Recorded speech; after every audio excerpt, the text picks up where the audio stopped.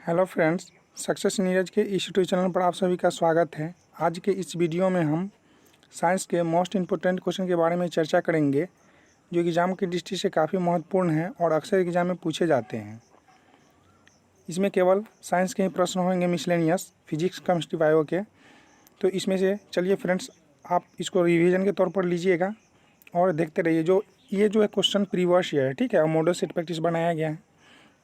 तो चलिए question card है कि यदि क्या है, इसको यहाँ पे कर लेते हैं। हाँ, यदि वस्तु की चाल आधी कर दी जाए तो गतिज ऊर्जा, यानी वस्तु की चाल आधी कर दिया जाए, यानी चाल आधा कर दिया जाए तो गतिज ऊर्जा कितना हो जाएगा, 1/4। अब देखिए कैसे फ्रेंड्स, गतिज ऊर्जा क्या होता है, 1/2 mv², ठीक है, 1/2 mv²। अब यहाँ पे देखिए दूसरे कंडीशन में 1/2 m, अभी को क्या कर दिया जाए, आधा कर दिया जाए, स्क्वायर कर देंगे, यानी क्या हो जाएगा, तो 1/2 m, इसमें भी कॉमन है, इसमें भी है, तो इससे कोई मतलब नहीं है।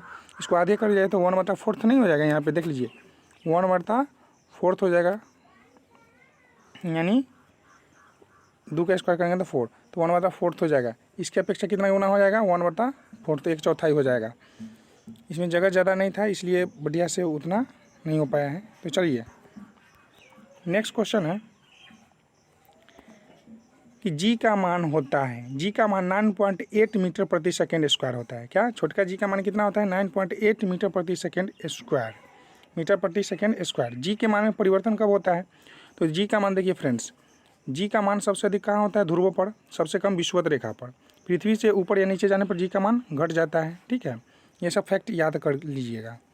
नेक्स्ट क्वेश्चन है कि जी का मान विषुवत रेखा पर होता है निम्नतम, विषुवत रेखा पर निम्नतम होता है। क्या होता है, विषुवत रेखा पर निम्नतम होता है जी का मान। और जी का मान ध्रुवों पर होता है महत्तम, महत्तम मतलब ज़्यादा, अधिकतम होता है, महत्तम मतलब ज़्यादा। जी का मान ध्रुवों पर अधिकतम होता है। पृथ्वी की सतह से ऊपर या नीचे जाने पर जी का मान क्या होता है, परिवर्तन होता है, घट जाता है, जी का मान घटता है। पृथ्वी से ऊपर या नीचे जाएंगे तो जी का मान क्या होता है, घटता है। नेक्स्ट क्वेश्चन है फ्रेंड्स,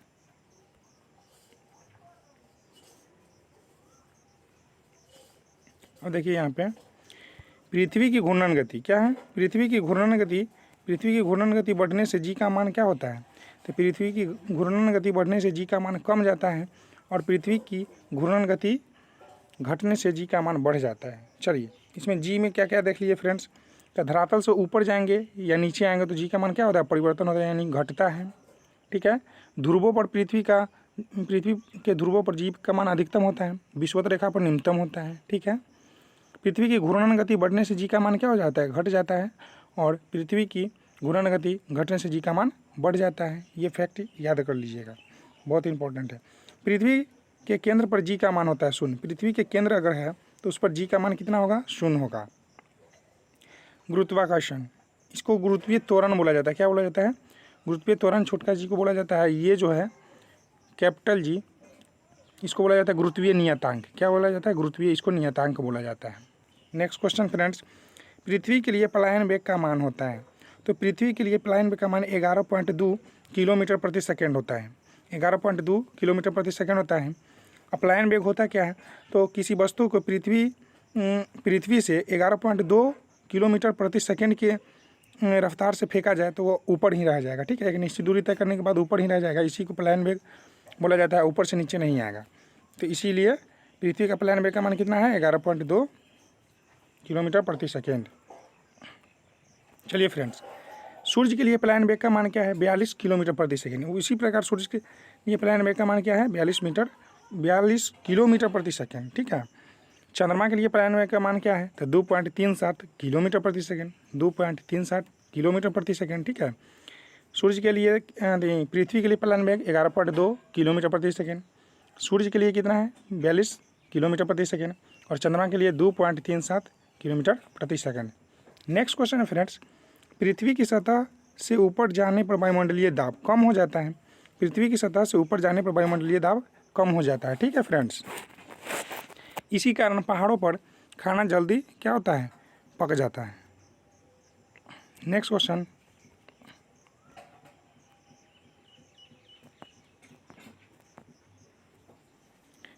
है फ्रेंड्स, वायुमंडलीय दाब को मापा जाता है बैरोमीटर द्वारा। वायुमंडलीय दाब को मापा जाता है बैरोमीटर द्वारा। अब देखिए फ्रेंड्स, 3 कंडीशन होता है। बैरोमीटर का पाठ्यांक जब एकाएक नीचे गिर जाए, क्या होगा, एकाएक नीचे गिर जाए तो क्या है, आंधी तूफान आने वाली है। और धीरे धीरे नीचे गिरे तो वर्षा होने वाली है, क्या, वर्षा होने की संभावना होती है। और धीरे धीरे ऊपर जाए तो मौसम साफ होने की संभावना होती है। ठीक है, मौसम साफ होने की संभावना धीरे धीरे नीचे आए तो वर्षा होने की संभावना। एकाएक नीचे आ जाएगी तो क्या होगा, आंधी तूफान आने की संभावना। और धीरे धीरे ऊपर जाए तो मौसम साफ होने की संभावना होती है। चलिए तो यहाँ पे देख लीजिए, बैरोमीटर का पाठ्यांक जब अचानक नीचे गिरता है तो आंधी आने की संभावना होती है। ठीक है, ये हम बतला दिए, आंधी आने की संभावना होती है। नेक्स्ट क्वेश्चन, बैरोमीटर का पाठ्यांक जब धीरे धीरे नीचे गिरता है तो वर्षा होने की संभावना। धीरे धीरे नीचे गिरेगा तो वर्षा होने की संभावना। ठीक है, और धीरे धीरे ऊपर चढ़ेगा तो मौसम साफ होने की संभावना। नेक्स्ट क्वेश्चन कि बर्फ के 2 टुकड़ों को आपस में दबाने पर टुकड़ा आपस में चिपक जाता है, क्यों? क्योंकि दाब अधिक होने से बर्फ़ का गलना क्या हो जाता है, घट जाता है। दाब अधिक होगा तो बर्फ़ का गलना जो होता है घट जाता है। फ्रेंड्स, आप लोग आइसक्रीम खाते होंगे, उसमें देख लीजिएगा वैसे करके इसका प्रैक्टिकल। चलिए, शुद्ध जल का घनत्व होता है 1 ग्राम प्रति सेंटीमीटर क्यूब या 10⁻³ ग्राम प्रति सेंटीमीटर क्यूब। 1 ग्राम प्रति सेंटीमीटर क्यूब या 10⁻³ ग्राम प्रति मीटर क्यूब, क्या मीटर क्यूब है। बर्फ़ का घनत्व होता है 0.9 ग्राम प्रति सेंटीमीटर क्यूब। बर्फ़ का घनत्व कितना होता है, 0.9 ग्राम प्रति centimetre cube. Next question friends, द्रव का घनत्व अधिक होने पर पृष्ठ तनाव, घनत्व अधिक होगा तो पृष्ठ तनाव बढ़ जाएगा। क्या होगा, द्रव में घनत्व अधिक होगा तो पृष्ठ तनाव क्या होगा, बढ़ेगा। क्या होगा, बढ़ जाएगा। द्रव का घनत्व अधिक होने से पृष्ठ तनाव बढ़ जाता है। द्रव का घनत्व बढ़ने पर कोशिका नली में कम चढ़ता है। द्रव का घनत्व अगर बढ़ेगा तो कोशिका नली में कम चढ़ता है। क्या, कोई भी चीज़, जैसे कोशिका नली क्या होता है, तो स्याही सुखाता है। ठीक है, स्याही में जैसे हम लोग लैंप बांटते हैं, बत्ती पहले बांटते थे, ललटेन, तो उसमें बत्तीहर जो होता है, जो बत्ती बोला जाता है बत्ती, उसमें जो तेल चढ़ता है किसके कारण, तो केशिका तत्व के कारण। तो कोशिका नली में क्या प्रभाव पड़ेगा, द्रव का घनत्व बढ़ने से कोशिका नली में कम चढ़ता है। ठीक है, अब ताप बढ़ने पर द्रव की श्यानता घट जाती है। ताप बढ़ेगा तो द्रव की श्यानता जो है घट जाती है। क्या होती है, घट जाती है। और ताप घटने पर द्रव की श्यानता बढ़ जाती है, लेकिन गैस में उल्टा हो जाता है। चलिए यहाँ पे अब चलते हैं फ्रेंड्स, क्वेश्चन नंबर देखिए, ताप बढ़ने पर गैस की श्यानता बढ़ती है। ताप बढ़ेगा तो गैस की श्यानता जो होगा बढ़ेगा। क्या होगा, बढ़ेगा। नेक्स्ट क्वेश्चन, आंधी आने पर छप्पड़ का उड़ना किस सिद्धांत पर आधारित है, बर्नौली के सिद्धांत पर। आंधी आने पर छप्पड़ का उड़ना किस सिद्धांत पर आधारित है, तो छप्पड़ का उड़ना किस पर आधारित है, तो बर्नौली के सिद्धांत पर। नेक्स्ट क्वेश्चन, यंग प्रत्यास्था गुणांक का ऐसा मात्रक क्या है, न्यूटन प्रति मीटर स्क्वायर। न्यूटन प्रति मीटर स्क्वायर। यंग प्रत्यास्था गुणांक का मात्रक क्या है, न्यूटन प्रति मीटर स्क्वायर। यंग प्रत्यास्था गुणांक का ऐसा मात्रक क्या है, तो न्यूटन प्रति मीटर स्क्वायर। नेक्स्ट क्वेश्चन है फ्रेंड्स,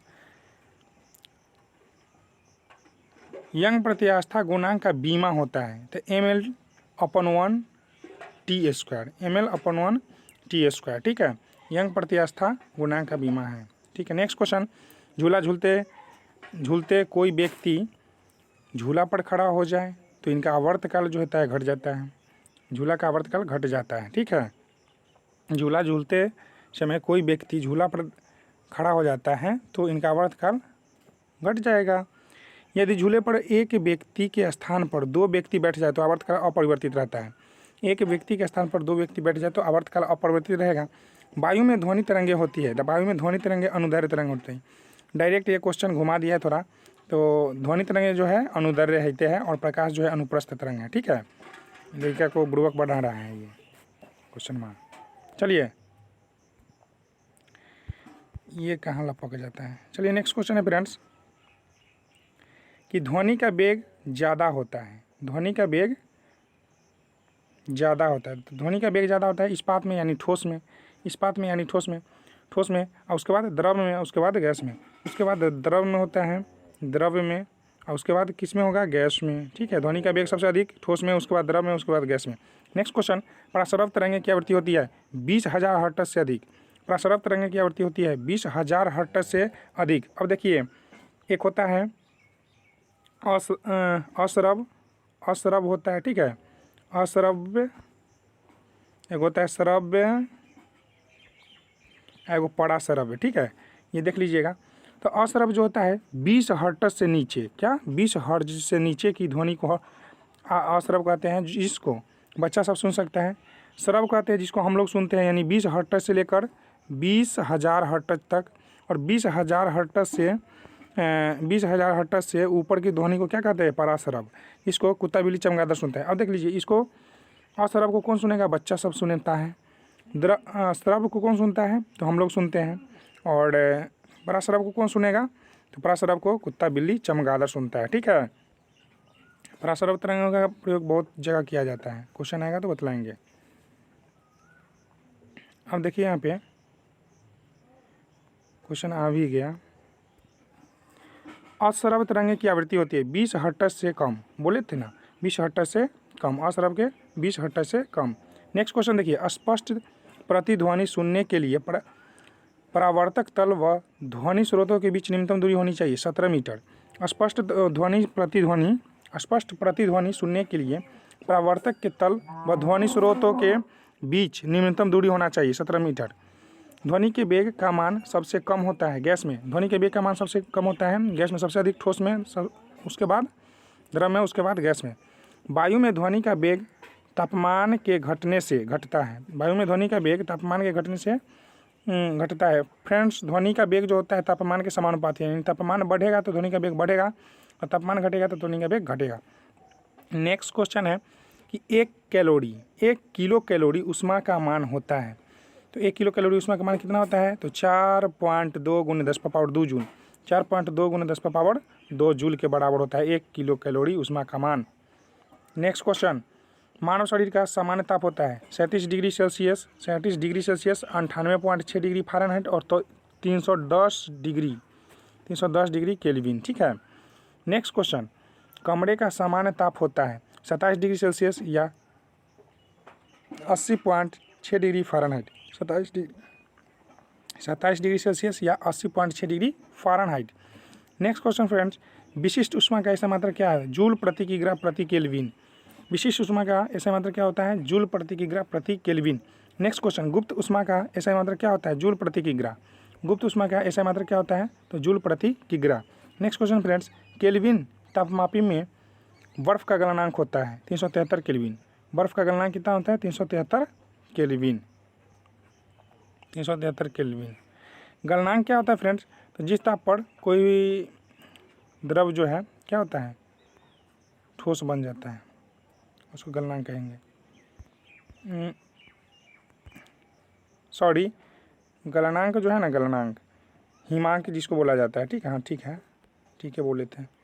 चलिए नेक्स्ट क्वेश्चन देखिए, झरने में जब जल ऊंचाई से गिरता है तो उसका ताप बढ़ जाता है। झरने में जब जल ऊंचाई से गिरेगा तो उसका ताप बढ़ जाएगा। ताप के सेल्सियस पैमाने पर परम शून्य ताप होता है -273 डिग्री सेल्सियस। फ्रेंड, इसको VVI स्टार मार लीजिए, VVI। ताप के सेल्सियस पैमाने पर परम शून्य ताप होता है -273 डिग्री सेल्सियस। परम शून्य ताप क्या होता है फ्रेंड्स, तो अधिकतम ताप की कोई सीमा नहीं होती, किसी वस्तु की अधिकतम ताप की कोई सीमा नहीं होती, लेकिन न्यूनतम ताप की सीमा होती है। तो किसी वस्तु का तापमान जो होता है ना, -273 डिग्री सेल्सियस से कम हो ही नहीं सकता है। अधिकतम ताप की तो कोई सीमा नहीं होता है, तो इसी को परम शून्य ताप बोला जाता है। नेक्स्ट क्वेश्चन, विद्युत केतली में पानी किस कारण गर्म होता है, संवाहन के कारण। किसके कारण, संवाहन के कारण। विद्युत केतली में पानी जो गर्म होता है संवाहन के कारण होता है। बोलोमीटर एक यंत्र है जो मापता है ऊष्मीय विकिरण। बोलोमीटर एक यंत्र है जो मापता है ऊष्मीय विकिरण। नेक्स्ट क्वेश्चन, किसी ठोस पदार्थ को बिना द्रव में सीधे बाष्प अवस्था में परिवर्तन होने को कहते हैं ऊर्ध्वपातन। क्या कहते हैं, ऊर्ध्वपातन।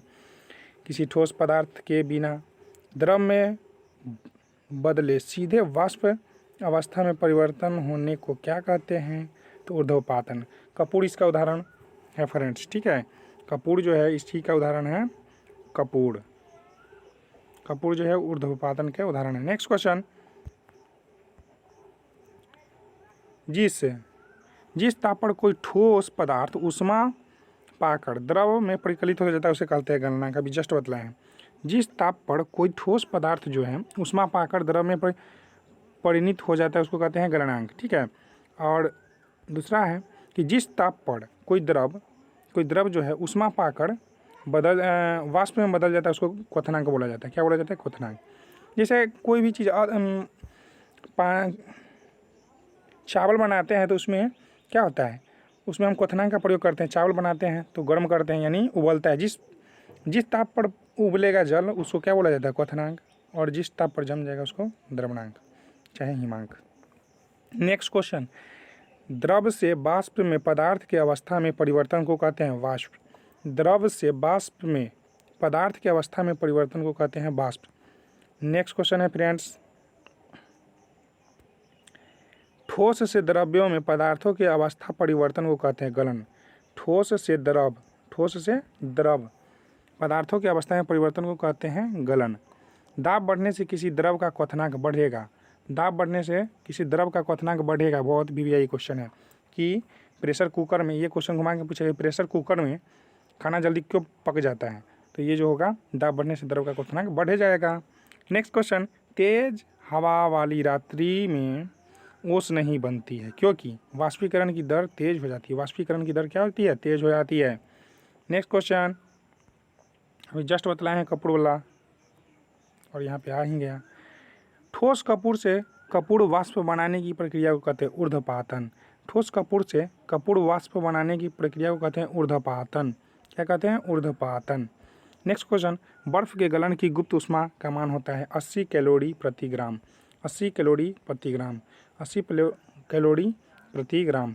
नेक्स्ट क्वेश्चन है, वाष्प की गुप्त ऊष्मा होती है 336 कैलोरी प्रति ग्राम। वाष्प की गुप्त ऊष्मा होती है 536 कैलोरी प्रति ग्राम।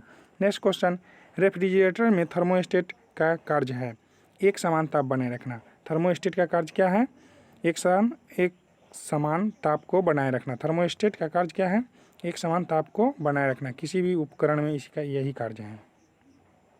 नेक्स्ट क्वेश्चन है फ्रेंड्स, प्रकाश तरंग किस प्रकार की तरंग है? अनुप्रस्थ तरंग, पहले ही बोल चुके थे। तो प्रकाश तरंग जो है अनुप्रस्थ तरंग है और ध्वनि अनुदैर्ध्य तरंग है। ठीक है। प्रकाश का तरंग सिद्धांत किसके द्वारा स्थापित किया गया? तो हाइगेनस के द्वारा। प्रकाश का तरंग सिद्धांत किसके द्वारा प्रतिस्थापित किया गया था? हाइगेनस के द्वारा। क्या? हाइगेनस के द्वारा। प्रकाश एक प्रकार की विद्युत चुम्बकीय तरंग है। यह सर्वप्रथम किसने बताया? मैक्सवेल ने। किसने बताया? मैक्सवेल ने। प्रकाश एक प्रकार की विद्युत चुम्बकीय तरंगें हैं, यह सर्वप्रथम किसने बनाया? मैक्सवेल ने। किसने सर्वप्रथम यह दिखाया कि प्रकाश तरंगों का विवर्तन होता है? किसने सर्वप्रथम यह दिखाया कि प्रकाश तरंगों का विवर्तन होता है? तो इसका राइट आंसर हो जाएगा ग्रोमाल्डो। क्या हो जाएगा? ग्रोमाल्डी। ग्रोमाल्डी ने बताया था। ठीक है, ग्रोमाल्डी ने बताया था। किसने सर्वप्रथम दिखाया था कि प्रकाश तरंगे की विवर्तन होता है? तो ग्रोमाल्डी। नेक्स्ट क्वेश्चन है, प्रकाश विद्युत प्रभाव का प्रतिपादन किसने किया? आइंस्टीन ने। प्रकाश विद्युत प्रभाव का प्रतिपादन किसने किया? तो आइंस्टीन ने। तो फ्रेंड्स आज के वीडियो में बस इतना ही। अच्छा लगा तो लाइक शेयर सब्सक्राइब जरूर कीजिए। तब तक मिलेंगे फिर नेक्स्ट वीडियो में। तब तक के लिए थैंक यू।